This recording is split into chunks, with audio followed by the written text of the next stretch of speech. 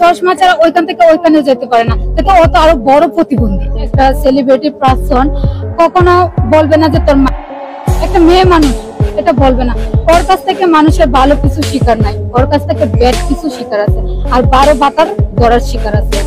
পরিমণির হচ্ছে যে ব্যাডের অভাব নাই। সেই রাতে কি হয়েছিল পরিমণি ও তার কাজের মেয়ের মধ্যে, এবার সব ফাঁস করে দিল পরিমণির কাজের মেয়ে পিঙ্কি আক্তার। পরিমণিকে নিয়ে এই কাজের মেয়ে এমন সব কথা বললেন যা শুনে অবাক হয়েছেন সকলে। পরিমণিকে 12 ভাতারি বলেও চরমভাবে অপমান করেছেন পিঙ্কি। পরিমণির পুরুষের অভাব নেই, তার বাসায় সবসময় পরপুরুষ আসতেই থাকে। পরিমণিকে প্রতিবন্ধী বলেছেন কাজের মেয়ে পিঙ্কি, বলেন পরি প্রতিবন্ধী। ও চশমা ছাড়া চোখে কিছুই দেখে না, হাঁটতে পারে না, এক রুম থেকে অন্য রুমেও যেতে পারে না। পরিমণির মুখের ভাষা জঘন্য, অকথ্য ভাষায় গালাগালি করে সবসময়। রাস্তার কুকুরের চাইতেও তার ব্যবহার খারাপ।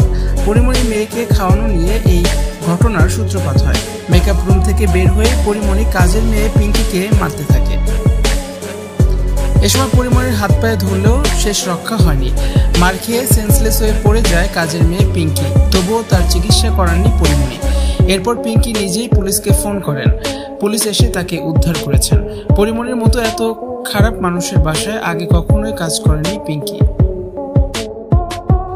সারাদিন তাকে খাটাতো পরিমণি, এই কাজ সেই কাজ, রাত 2টা-3টাতে ঘুম থেকে উঠিয়ে কাজ করাতো। পরিমণির কাজের মেয়ে সাদির ব্যাপারেও বলেন, সাদি পরিমণির স্বামী স্ত্রীর মতোই থাকে, তারা এক বিছানাতেই ঘুমায়। ঈদের দিনে দুজনে মারামারি করেছে। পরিমণি আহত হয়ে ঈদের দিন রাজধানীর এভার কেয়ার হাসপাতালে ভর্তি ছিল।